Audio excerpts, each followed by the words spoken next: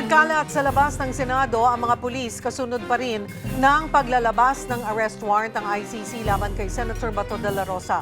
Para sa update, magbabalita live si Mobile Journal Merimon Reyes. Merimon, kumusta ang sitwasyon sa loob at labas ng Senado ngayon? At ano yung lagay ni Senator Bato na nag-overnight sa loob ng Senate matapos nga siyang isailalim sa protective custody?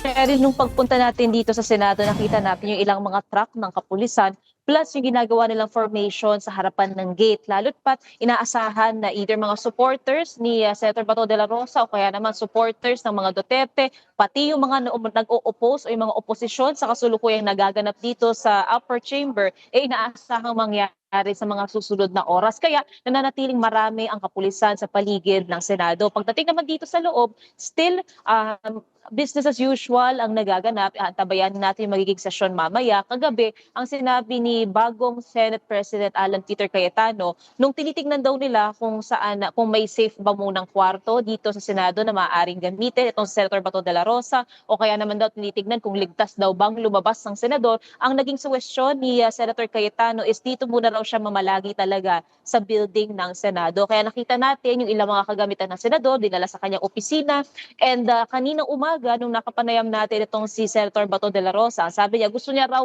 mag-business as usual at gusto niya na magpatuloy na makapasok sa sesyon. Kaya kanina nakapostura na rin, nakapolo na rin itong si Senator Bato na sinasabi niya nga na hinadlangan daw nga siya ng mga ahente ng NBI kahapon na makarating sa sesyon.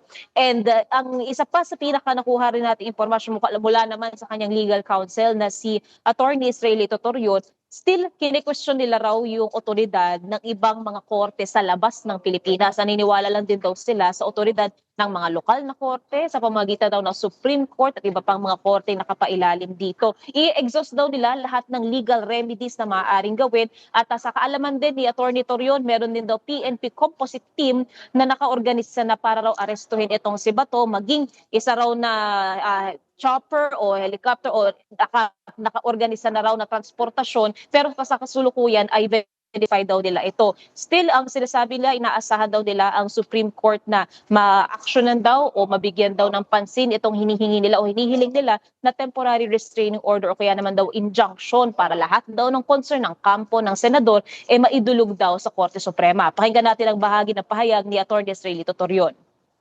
We only recognize one authority. That authority is the Philippine authority through the Supreme Court and the adjunct courts. So kung idaan yun sa proseso akin to an extradition proceeding, we will of course abide. Kahapon na bakante lahat ng Senate leadership positions. Aasahan ba na magkakaroon ng botohan ang bagong majority ngayon? Cheryl, nakadepende yan sa magiging agenda na bubuin ng majority. At saka so far kasi mula kagabi hanggang mamayang 3:00 ng hapon, suspendido yung sesyon sa Senado pero inaasahang magpapatuloy yan mamayang hapon. Ang so far kasi nakatalaga sa posisyon is si Senate President Alan Peter Cayetano, tapos for Senate President Pro Tempore si Senator Loren Legarda. Yung ibang mga posisyon, for example, yung magiging pinal na majority leader, magiging pinal na minority leader, isama na rin natin dyan possibly kung magkakaroon na ng desisyon o yung dibs ng majority sa mga committee chairmanship, yan yung maaaring lumabas either mamaya o kaya naman sa mga susunod na araw ng sesyon dito sa Senado. Cheryl. Sa minority side, anong balita? Sigurado na bang si dating Senate President Tito Soto ang magiging bagong minority leader?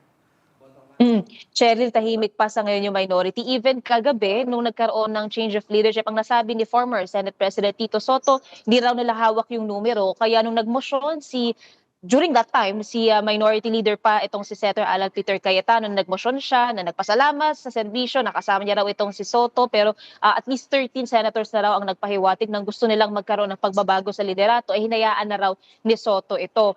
Kaya ngayon, so far, Cheryl, wala pa tayong ibang nakukuhang sentimiento from the minority. Yung majority na ngayon ay minority dahil nabawasan na sila ng 4 na senador na naglipat bakod na sa bagong majority. Yan yung isa sa mga antabayanan natin, oras na makapanayam natin sila mamaya. Cheryl. Sa lahat ng pangyayari sa Senado, nasa agenda rin ba ang pag-convene nila bilang impeachment court?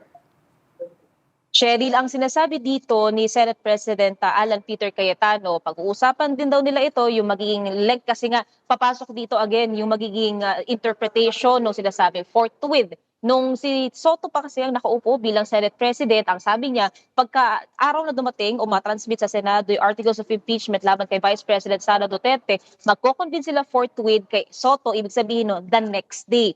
For Cayetano, wala pa siyang nabibigkas na timeline tungkol dyan. And even yung kung magkakaroon pa ba ng point of contention dito, magkakaroon ba ng hindi agad-agad na pagko-convene, lalo pa noong si Soto pa ang nanunungkulan, noong yung minority pa nung panahon na yun, ay nag-express na may posibilidad na magkakaroon ng oposisyon. Pero dahil ngayon bago na ang liderato at parte ng majority rin ang Duterte Bloc, isa yan sa mga antabayanan natin kung paano ngayon ang magiging discretion ng liderato. Tungkol doon sa ilang mga miyembro pa ng Senado, may dalawang nag-abstain kasi nung nagbobotohan na for Senate presidency. Si Senator J.B. Ejercito at si Senator Vic Zubiri, nagbumoto, nag-abstain vote sila kasi nais daw nilang maging independent members ng Senado. Sheriff. Maraming salamat mo, Baljer, no Mary Mon Reyes.